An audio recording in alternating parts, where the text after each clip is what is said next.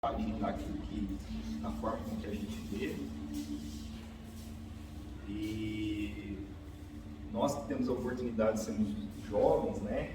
Muitas vezes lá na evangelização, e escuta tanta coisa.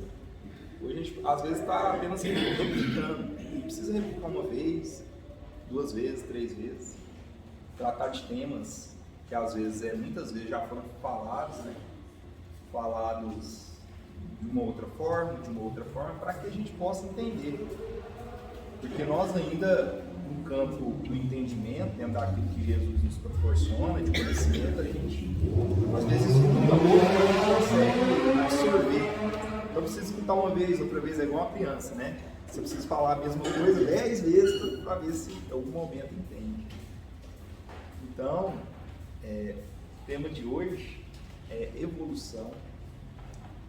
É um tema difícil, porque todos esses temas dependem para onde que a gente leva. Se a gente leva para uma parte mais científica, ele fica um pouquinho mais complexo. Se a gente entra para uma parte mais do sentimento, ele dá uma complexidade maior, precisa de uma robustez para a gente poder trabalhar.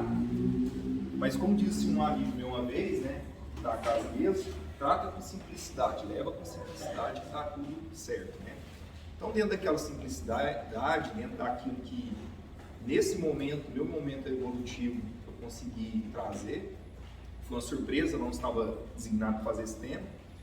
Aí, chegar em uma perguntou, você pode fazer? Eu falei, vamos, né? Mas ia ser uma benção se vocês pudessem escutar o Felipe Meira, que pôde fazer a palestra, por motivos pessoais, que é biólogo, né? Com certeza ele ia ter um olhar bastante bacana sobre isso, né? Mas vamos lá. E o tema é evolução.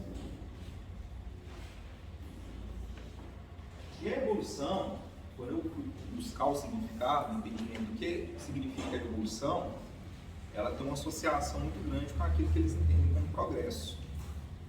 Então não é qualquer evolução, é aquela que faz andar, progredir, pelo menos é isso que se propõe, muitas vezes.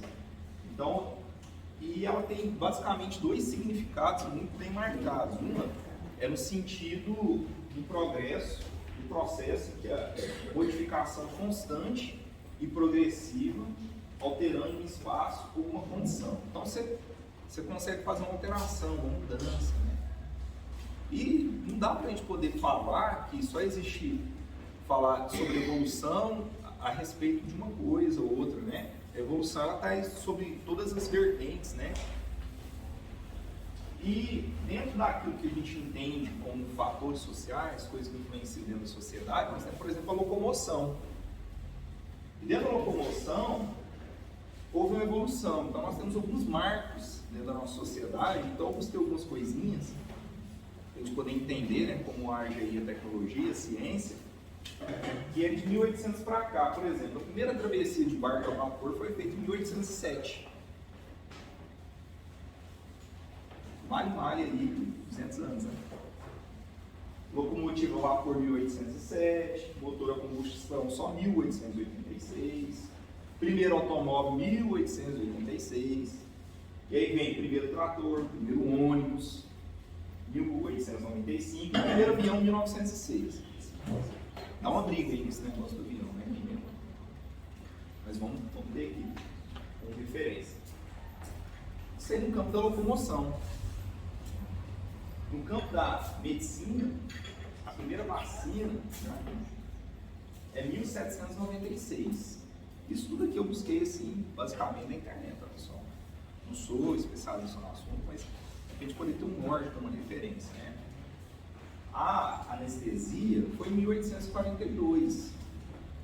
Você pensa, né? Como é que era antigamente sem anestesia?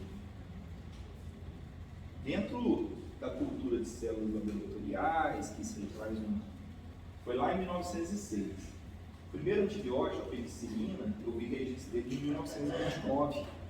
Não sei se foi um pouquinho antes, mas é um marco, né? E eu acho que uma piada entender ali no funcionamento um pouquinho mais, iniciaram o entendimento do DNA em 1953. Isso é muito importante, viu, pessoal? Porque nessa época aí, se fosse, né, antes disso, antes do antibiótico, dessa evolução da medicina, evolução da vacina, se tivesse o Covid, como é que ia ser? Então é recente. Então nós tivemos um avanço muito grande durante, aí, dentro da medicina, aí, basicamente 150 anos, 200 anos, houve um avanço muito grande. Dentro da tecnologia, a primeira bateria em 1800, aí vem a lâmpada em 1854, né? A geladeira em 1875, antigamente não tinha esse mesmo conceito de geladeira que a gente tem hoje, então era um pouquinho mais diferente. A televisão em 1929, como é que era sem televisão, né? Tinha a rádio novela, não sei como é que ia ser, né? Lá em casa, como é que ia ser eu e a esposa, né? Sem Netflix, não sei como é que ia dar certo. O primeiro conceito de computador, porque o computador ele tem várias evoluções. Em 1937, a fibra ótica em 1952, o satélite artificial em 1957 e a internet em 1969, que é aquilo que eles falam que é um marco. E tudo isso aqui, pessoal, é marco, que a partir daí é aquilo que a gente fala aqui, progresso. Iniciou, criou, beleza, então vamos melhorar. E assim vem.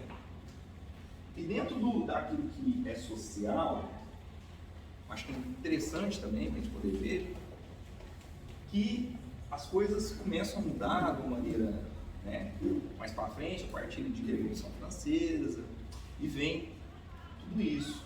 Então, os direitos sociais, né, a primeira vez que foi visto assim, é dentro da Constituição Federal Mexicana, que é 1917, quer dizer, mal tem 100 anos que a gente começa a falar de direito do homem de uma maneira positivada. A Declaração dos Direitos Humanos, 1948, não tem 100 anos. O Tratado de Não Proliferação de Armas Nucleares, 1970. Tem alguns aí que já estão querendo abandonar. A abolição do comércio de escravos, povos escravizados, 1803 pelo menos. Mas a gente sabe que a abolição mesmo dos povos escravizados, isso aí foi muito mais demorado. Por exemplo, eu acho um registro que a Mauritânia, né, que é um país africano, ele foi um dos últimos países a abolir de vez a escravatura, porque é em 1980, tem 45 anos. E aí, dentro dos avanços sociais, a gente tem o reconhecimento das uniões homoafetivas, que é 2001, certo? E a Convenção dos Direitos dos Deficientes, 2006, que foi ontem. Então, isso aí é o avanço, é o início, é o progresso, né, dentro da nossa sociedade. Note-se que no campo da matéria, da ciência, a gente evolui muitas vezes mais do que até no campo social, um pouco mais rápido, né, em algumas coisas.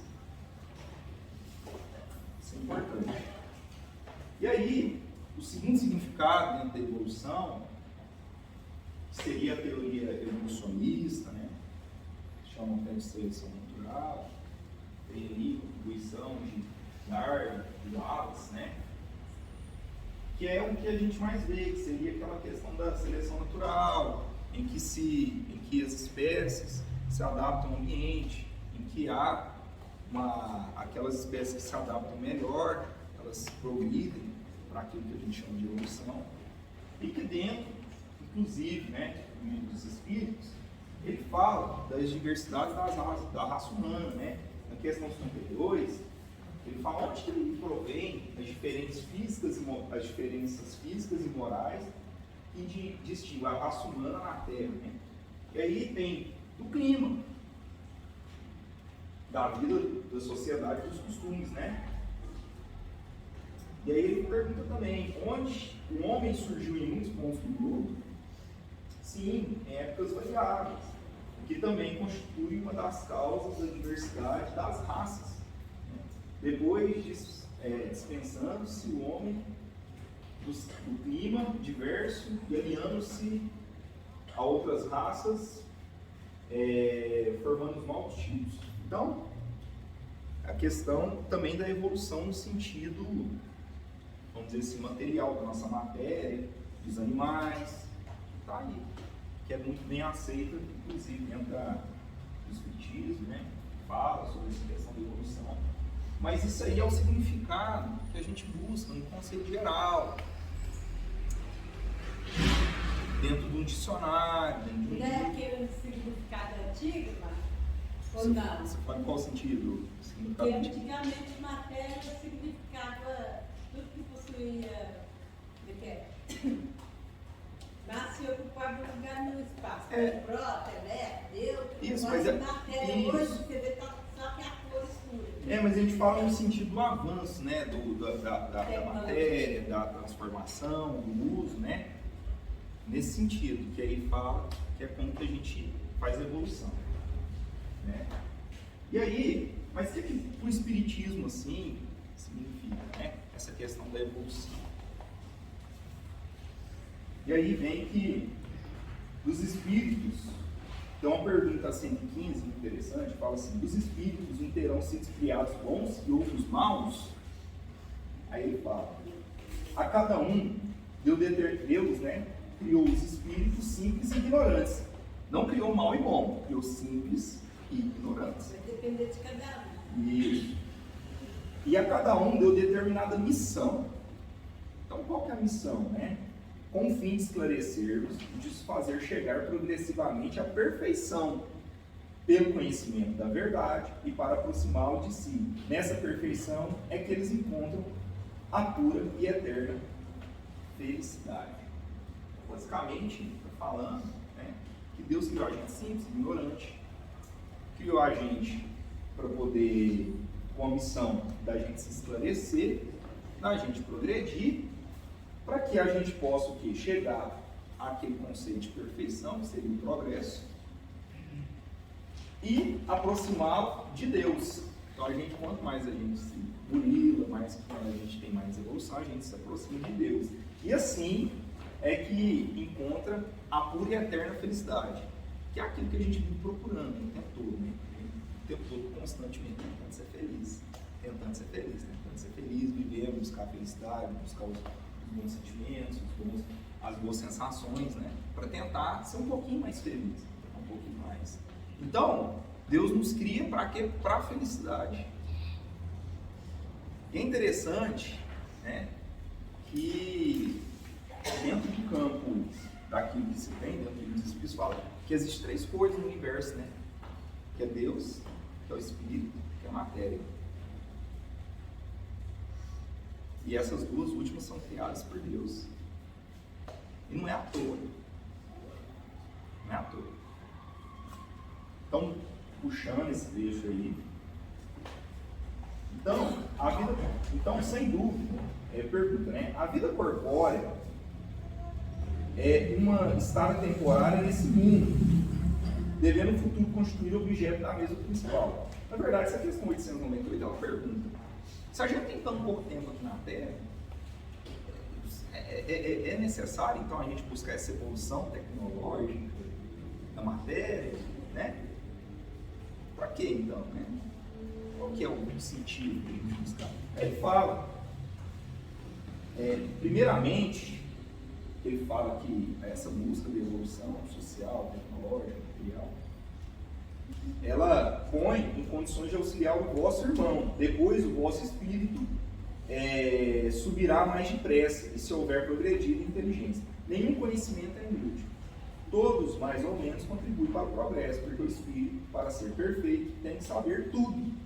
E porque, cumprindo que o progresso se efetue em todos os sentidos, todas as ideias adquiridas ajudam no desenvolvimento do espírito. Aí eu fiquei até feliz, né?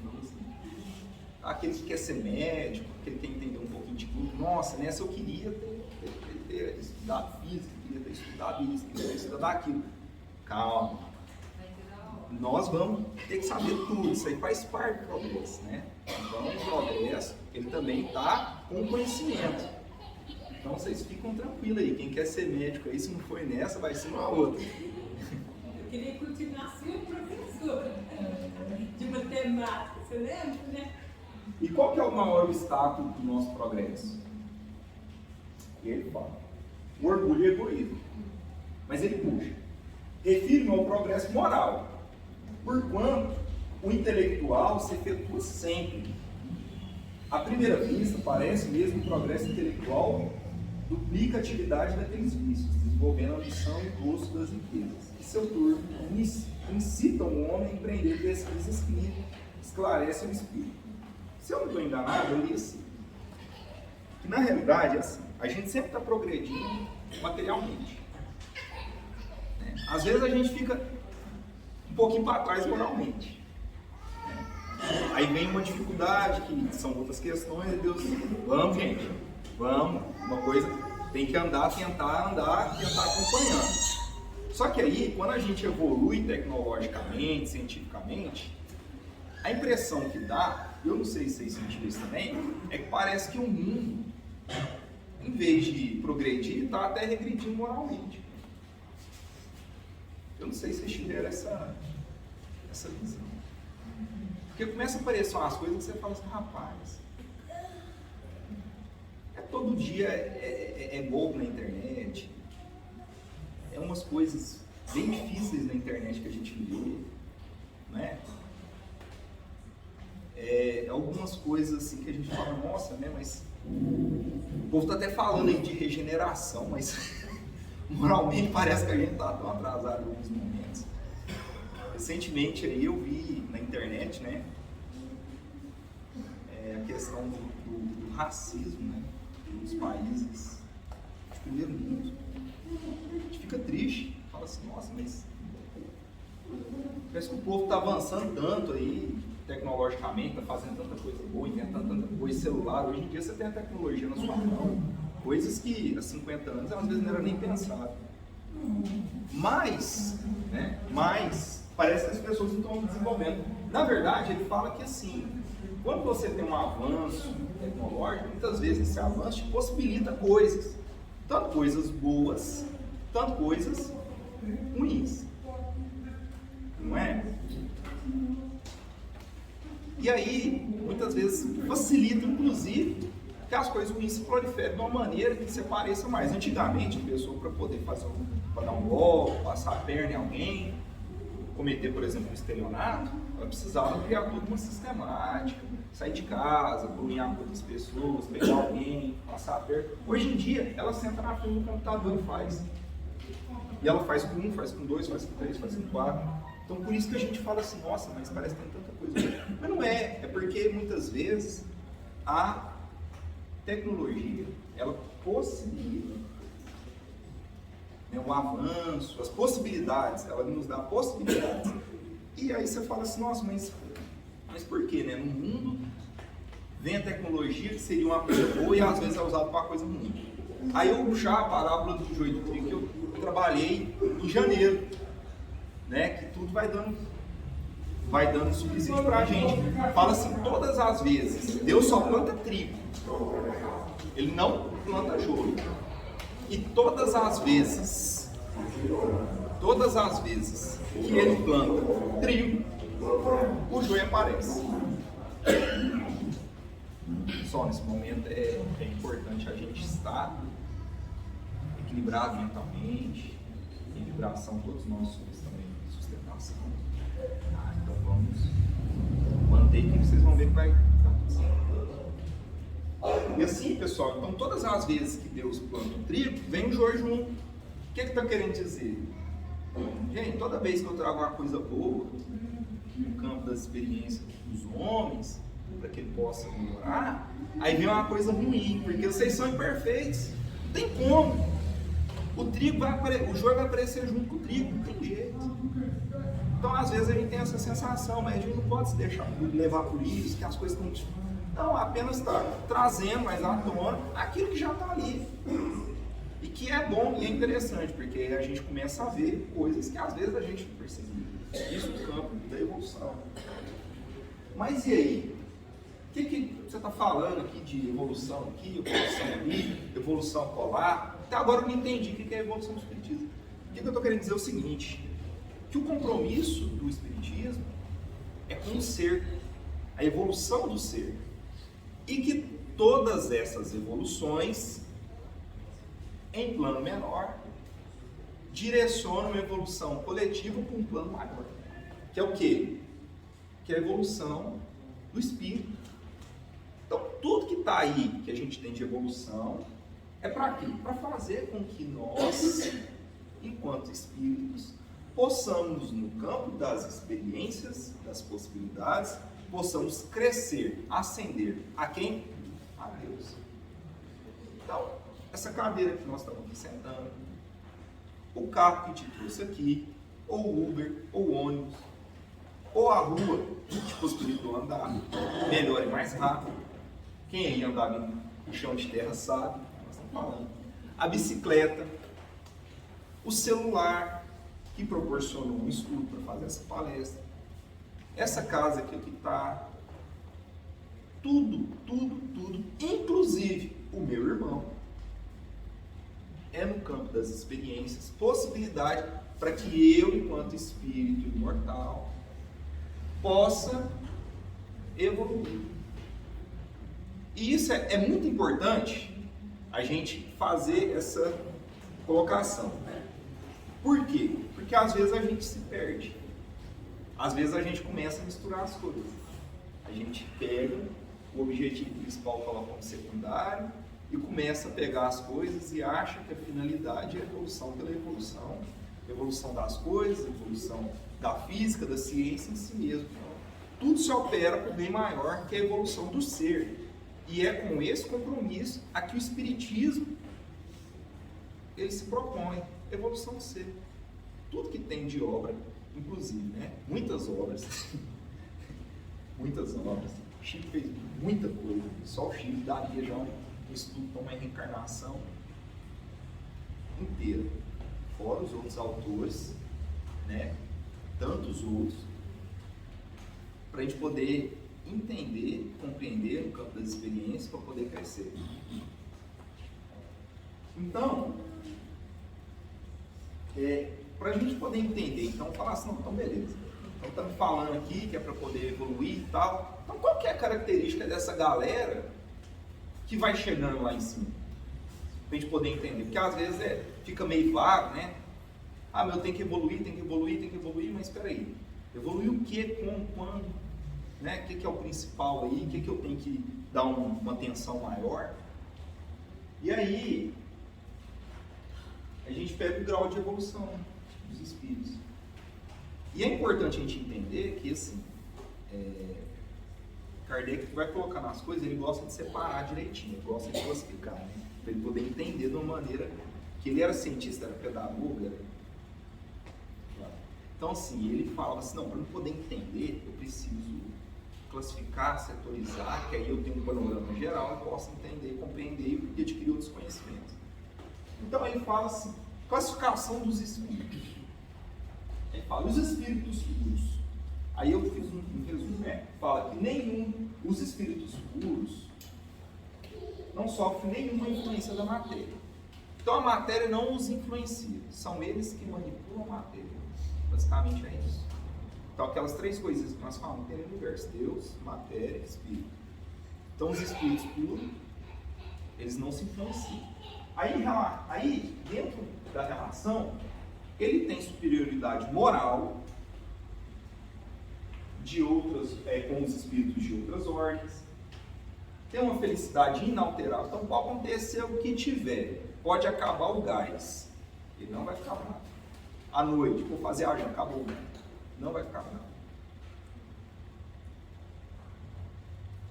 São mensageiros e executores das ordens de Deus e constantes trabalhadores. Então, a gente acha assim, né? Agora eu vou virar anjo, vou virar espírito, vou pegar umas férias, vai ser bom, eu vou ficar, contemplando. É trabalho, é ativo. A erradicidade, ela é ativa. E não sofre provas, expiações e nem necessidade de reencarnar. Então eles não precisam mais, dentro do campo da experiência, do quê? Da experiência com a matéria. Então daqui a gente já vai tirando entre ali algumas coisinhas. Então a matéria se serve para a evolução do homem. Mais uma vez. Então eles não precisam mais, inclusive, reencarnar. Não tem essa necessidade. Né? E tem uma relação maior com Deus. Inclusive são executores das ordens. Já os espíritos bons, será que nós estamos nessa classe? Vamos ver como é que é os espíritos bons, né? Vai que já fica expectativa, né? Vamos ver se ele está caminhando, né? Então tem a predominância do espírito sobre a matéria. Então ele já não sofre tanto essa influência, né? Eles já conseguem ter uma predominância bem maior em relação à matéria. Eles têm um desejo no coração, um desejo do bem. Uns têm mais desenvolvida a ciência, outros a sabedoria e a bondade, e os outros mais adiantados têm muito desenvolvida a qualidade moral. Compreendem Deus e o infinito. Então já tem uma compreensão de Deus. Então aqui já não deu muito bom para nós, porque nós já não estamos compreendendo Deus. Ainda mais o infinito. Gozam de certa felicidade, então já tem o sentimento de felicidade mais inato. As paixões são mais ordenadas, então assim, já não tem essas oscilações que nós temos tanto aí, com os outros, com as coisas, com o nosso sentimento, já são mais. No entanto, ainda precisam dar prova. Então, os espíritos bons, eles também precisam reencarnar, né? Porque quando fala prova, é o quê?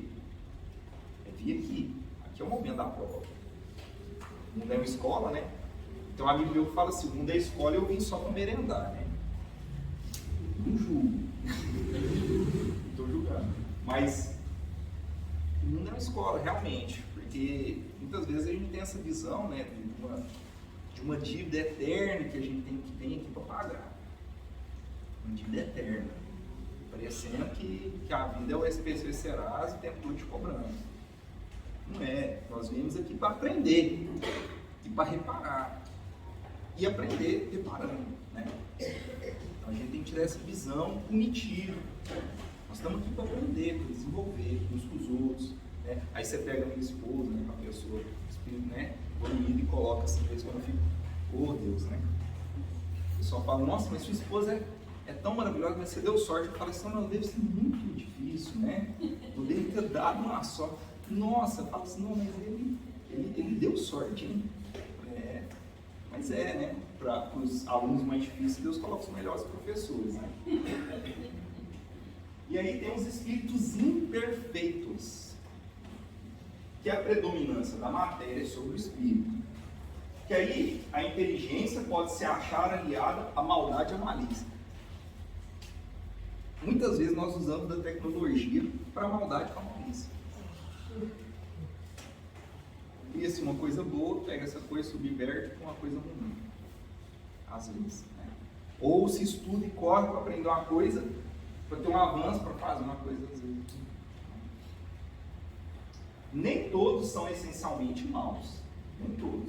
Uns fazem o bem, uns não fazem nem o bem nem o mal. Outros se comprazem com o mal. Uns fazem mal porque querem. Outros não são maus. Mas muitos aí não fazem nem o bem nem o mal. Mas é interessante nessa lição, fala assim, se não faz o bem, também, se não está fazendo mal, mas também está fazendo bem, então ainda é inferior. Porque Deus do Espiritismo nos cobra muito da nossa ação ativa. Né? Que a gente tem que não só não fazer o mal, nós também temos que fazer o bem.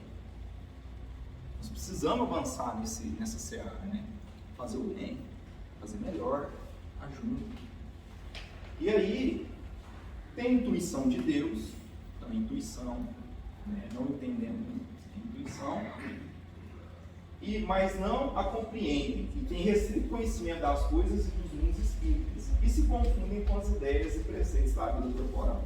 Então ainda é tudo muito obscuro, né? Ainda não consegue ter uma compreensão. Aí você pega o livro dos Espíritos e fala assim, mas tal coisa, fala, ainda não tem condição de entender, ainda sua linguagem é pobre para poder definir isso aqui, ainda não tem recurso para poder compreender isso aqui, então a gente vai entender, né? Mas só que essa classificação aqui, pessoal, é uma classificação que ela se mistura. Porque não tem como eu pegar e sair setorizando. A gente tem um pouquinho daqui, um pouquinho de lá, avançando aqui, tá mais para trás, para cá. É porque Kardec queria muito, né? Precisava desse entendimento e a gente também, né? Para a gente poder se situar. E aí, pessoal, dentro disso, então, o resumo do obstáculo da evolução aí eu achei a questão 793 fala assim, porque os indícios se pode reconhecer a civilização completa. Quando a civilização está mais avançada, né? Reconhece-se pelo desenvolvimento moral, credes.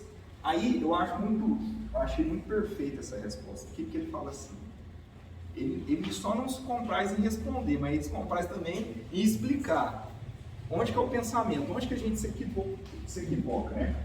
Porque a gente se reconhece pelo seu desenvolvimento moral. Então a gente vê se o pessoal é evoluído ou não, é pelo conhecimento moral. Porque às vezes a gente acha que a civilização é evoluída pela tecnologia.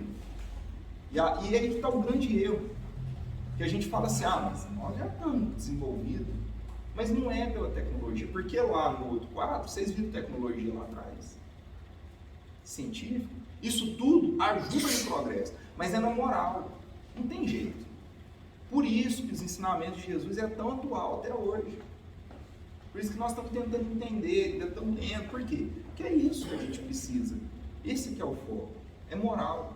Posso ter tecnologia, posso ter o conhecimento científico que for.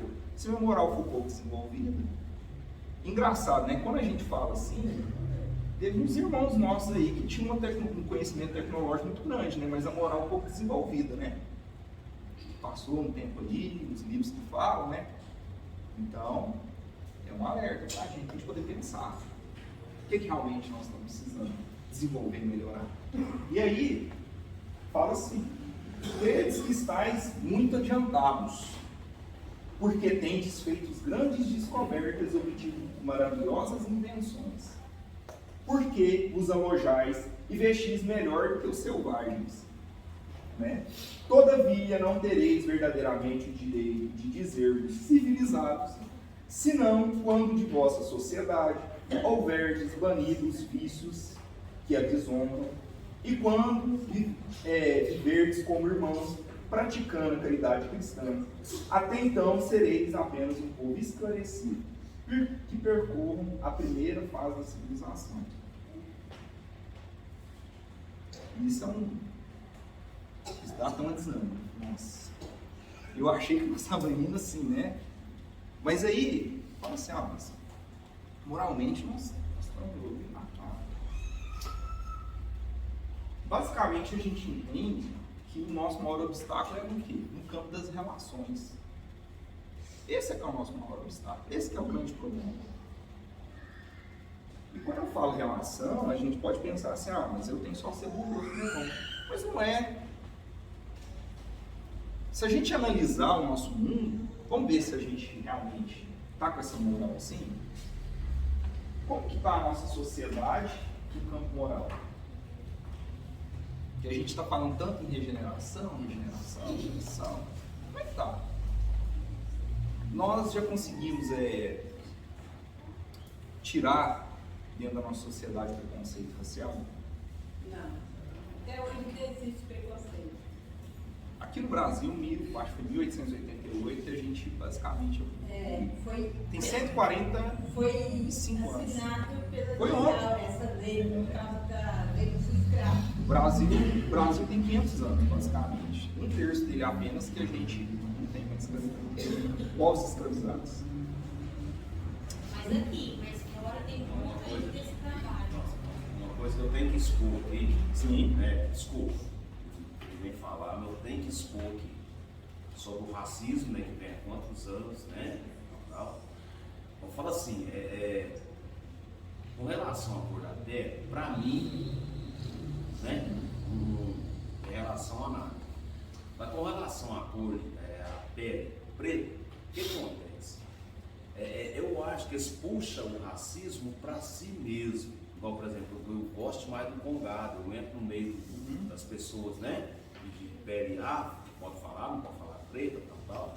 Igual, por exemplo, eles usam camiseta 100% preto. Se a gente usar uma camiseta 100% branco, a gente é preso. Você entendeu? Eu falo assim, eu acho que eles puxam um pouquinho pro lado deles, assim, o racismo. Olha, mas eu entendi o que você quis dizer. Mas assim, a questão, né, ela é muito mais complexa porque durante tanto tempo há um discurso de inferiorização que as pessoas agora... Eu acho que o racismo já começou aí. Sim, aí as pessoas agora, elas precisam ter um discurso contrário. E é importante a valorização das pessoas, no sentido de que só sente o racismo quem é negro. Só pode falar de homofobia quem é homossexual. Porque sente. Às vezes a gente não sabe. Eu te falo porque se você chegar assim e perguntar, existe o racismo, a gente fala. E às vezes a gente até assusta. Então não sabia que era assim. Porque a gente às vezes não tem a dimensão. Porque às vezes a gente, no contexto social daquilo que eu vivo, as minhas experiências, as minhas sensações me levam a crer que. Só que eu não posso, às vezes a gente não está no papel do outro. Né? Só sabe o que é limitação quem é deficiente. Só sabe como sofre o idoso realmente quem é idoso. A gente pode supor. Então, é um movimento de empatia que é muito difícil de fazer. E é muito difícil. É muito triste quando a gente vê. E assim, eu estou falando para você, quando vai falar de mulher, junta homens para sentar para falar da dificuldade da mulher na sociedade. Né? Tem uma questão até de banheiros, né? São questões assim que muitas vezes a gente tem essa dificuldade, porque ele fala que no campo moral nós ainda confundimos muitas coisas, né?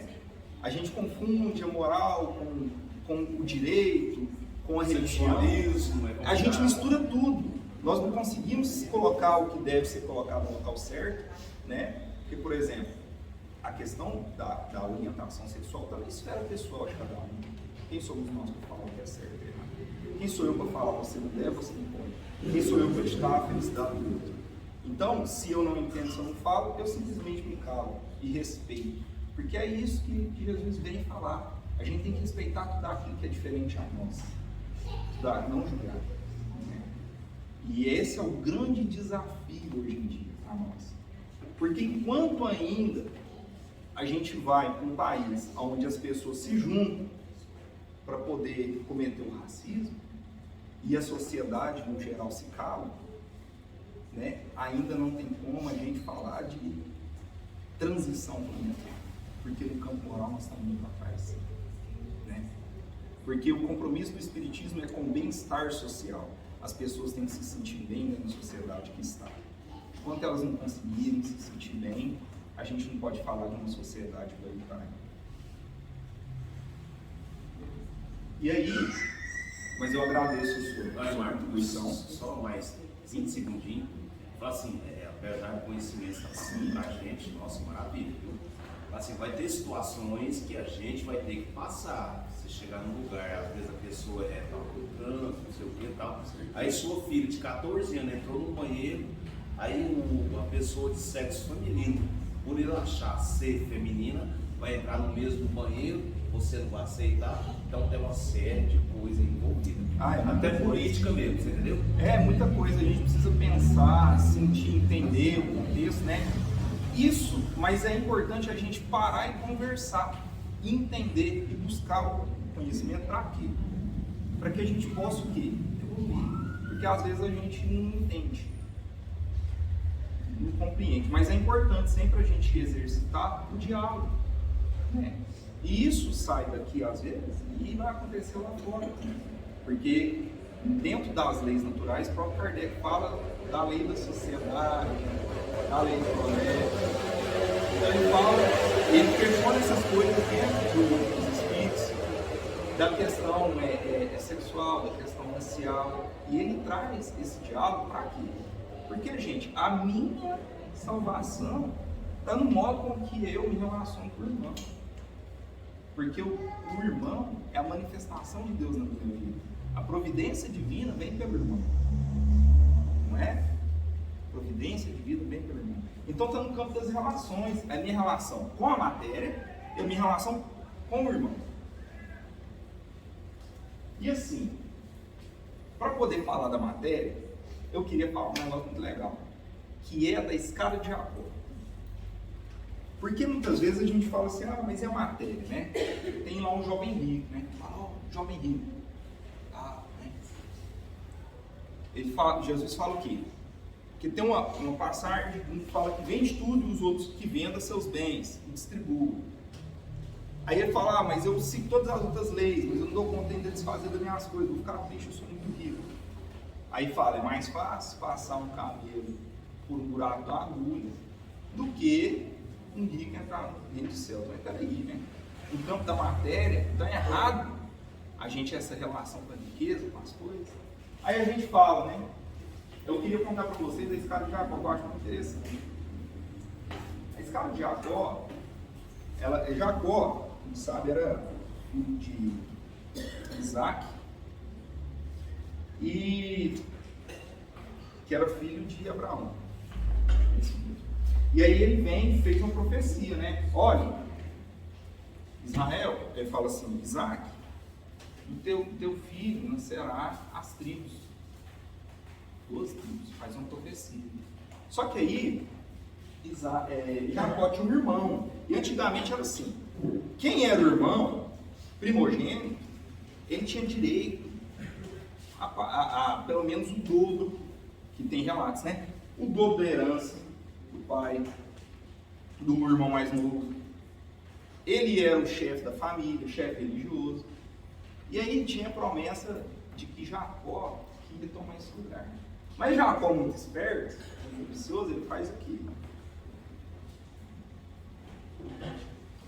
Vou dar um jeito de pegar essa primogenitude. Que inclusive eles falam que naquela época ela podia ser até negociada. Aí como é que fazem para pegar essa primogenitude?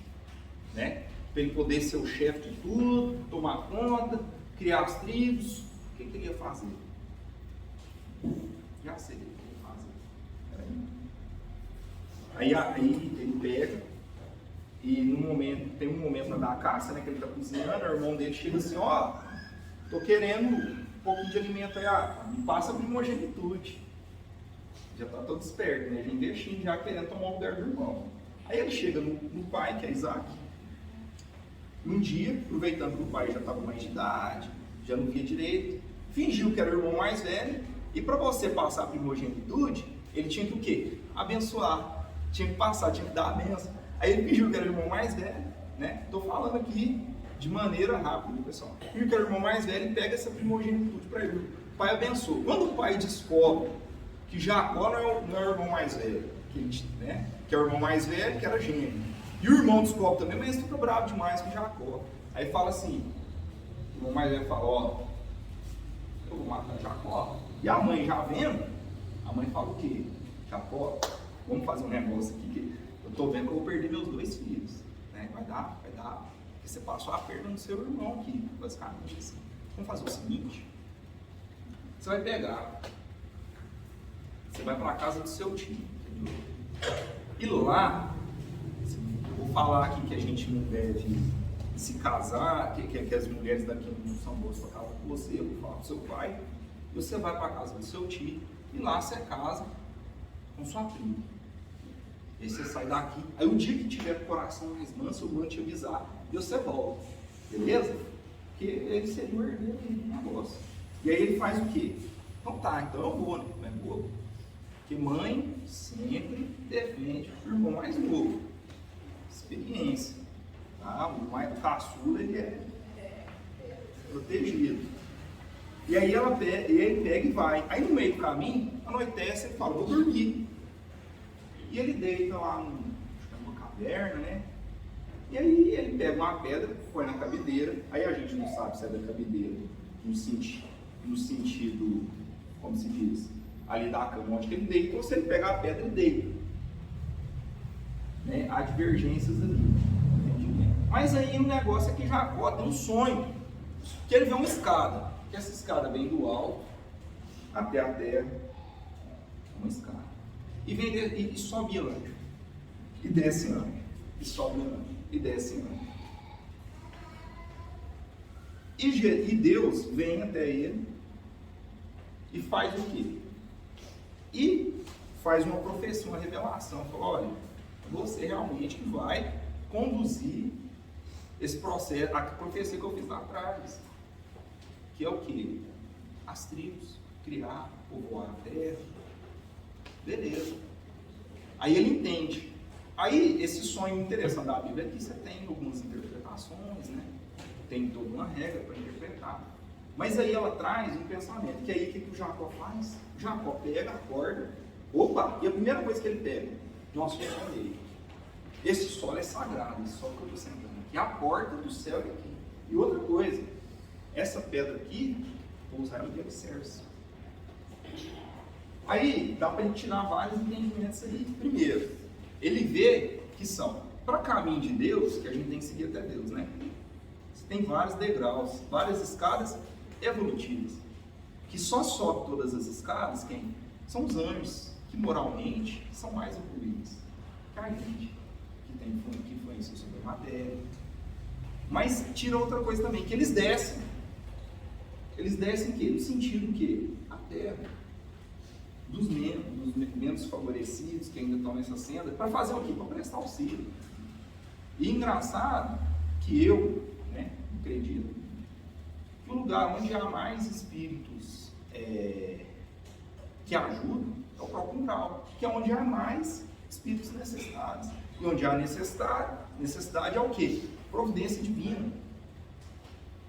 Não é? Isso é interessante a gente pensar. Então a gente, na senda da evolução, sempre temos o quê? Auxílio. Nós não estamos sozinhos. Mas beleza, voltando à matéria. Aí, certo. Mas onde que entra a matéria nisso? E aí eu achei assim, um amigo meu falou isso aí, eu nunca tinha parado para pensar, achei maravilhoso. Tiagão, né? Um dia a gente estava conversando, dando um curso para nós lá, e ele cita essa questão, ele fala assim, e a pedra?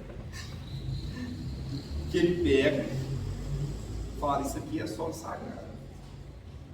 E aí ele fala assim, cara, você percebeu que ele pegou a pedra, que ele tinha usado para deitar, tinha usado para cabedal, que era o quê? Para poder ser para se defender, que alguém chegasse à noite. Pega essa pedra e fala assim, vou fazer dela um pilar da igreja. Ele ressignifica a utilização da matéria, porque a pedra é a matéria bruta. O exemplo mais clássico da matéria bruta é a pedra. Então ele ressignifica e fala assim, eu estou usando errado a matéria. A matéria é feita para mim o quê? Evoluir. Para me auxiliar no quê? A escada. E não para eu poder usá-la como conforto. Me apoiar nessa pedra. Ficar tranquilo, vou deitar. Vou dormir. Vou me defender, não. Então, é isso que a gente precisa fazer. Porque o problema, e o Evangelho fala, o problema não é a pedra. O problema não é a matéria. O problema é como que a gente usa essa matéria e o que a gente faz para poder estar com a matéria. E aí explica depois até a questão do jovem rico, né? Quando Jesus disse ao moço que inquiria sobre os meios de ganhar a vida, desfaz de todos os teus bens e segue-me. Não pretendeu de certo estabelecer como princípio absoluto que cada um deveria despojar-se do que possui e que a salvação só a esse preço se obtém, mas apenas mostrar que o apreço aos bens terrenos é obstáculo à salvação. Então, o nosso problema não é porque essa casa aqui, inclusive, ela foi feita com o quê? Com recurso material. A evolução, a própria vacina do Covid foi feita com recurso material. Então a questão é a forma com que a gente usa, em benefício de alguém, benefício da nossa evolução, em benefício benefício geral, em benefício até mesmo do conforto. No entanto, isso está fazendo o quê? Minha relação com matéria é o quê? É a matéria que é minha senhora ou eu sou senhor dela? E é preciso mudar isso aí. Não precisa pegar tudo, vender e dar para as pessoas. Se sentir isso no coração, se for missão, cada um, né, cada qual segundo suas obras. No entanto, é preciso a gente cuidar dessa relação. E no campo do sentimento, que é com o irmão, a gente precisa analisar. Como que estou fazendo? Santo Agostinho traz uma forma muito simples, né? Que é assim, ó. Qual o meio prático mais eficaz que tem o homem de melhorar nessa vida e resistir à atração do mal? Aí fala, um sábio da atividade, como disse, conhece a ti mesmo. E aí ele fala assim, né? Que conhecemos toda a sabedoria dessa máxima, porém a dificuldade está precisamente em cada um conhecer a si mesmo. Qual o meio de conseguir? Aí fala, examinai, fazei o que fazia quando vivi na terra. Ao fim do dia, interrogava a minha consciência, passava a revista aos que fizera e perguntava a mim, mesmo se não faltara algum dever, se ninguém teve motivo para de mim se queixar. Examinai o que puderdes ter obrado contra Deus, depois contra o vosso próximo, e finalmente contra vós mesmos. As respostas vos darão ou o descanso, ou a vossa consciência, ou a indicação de mal que eu preciso curar. O conhecimento de si mesmo é, portanto, a chave do progresso individual. E aí, o que eu vou deixar para vocês é uma frase muito interessante. Fala assim, eu queria que a gente pensasse, né? Tem um pensador religioso que fala assim, as pessoas foram feitas para serem amadas e as coisas para serem usadas. E a raiz da maioria do mal da terra é que a gente usa as pessoas e não as coisas. E isso a gente precisa pensar, né? Porque a gente precisa reinar na nossa terra, fraternidade, amor, a caridade entre nós, né? E eu agradeço a oportunidade, peço desculpas a vocês, se eu não consegui passar alguma informação, se eu falei alguma coisa errada, né? Fiz a palestra assim, com muito amor, de acordo com o que eu consegui.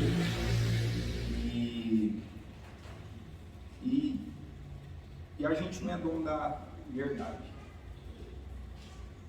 Mas se juntar bonitinho, né? A gente se abraçar, conversar, eu acho que no final dá certo. Porque, como diz minha mãe, tudo que é para Deus, no final dá certo.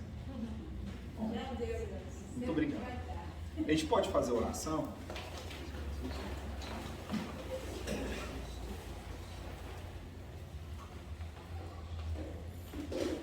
Queria agradecer a Deus a oportunidade de estar aqui com vocês, cada um de vocês. O meu sentimento é um prazer enorme poder estar nessa casa, sempre acolher, sempre acolher a família, sempre acolher as pessoas que a gente ama, que a gente sente o maior carinho e amor das pessoas que aqui estão. A gente sabe que ainda é um longo caminho na senda evolutiva, que muita coisa a gente ainda vai passar, muita coisa a gente vai aprender, mas que é importante sempre a gente estar com esse coração aberto, disposto a aprender as coisas de Cristo, disposto a abraçar o irmão, disposto a recomeçar, disposto a limpar o coração de tudo aquilo que não nos conduz até Jesus. Muito obrigado pela essa oportunidade nessa encarnação, conhecer as verdades de Cristo, conhecer o Espiritismo e poder partilhar isso tudo com essas pessoas.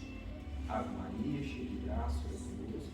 Bendito sois vós entre as mulheres, bendito é o fruto do vosso ventre, nasceu nosso Senhor Jesus Cristo.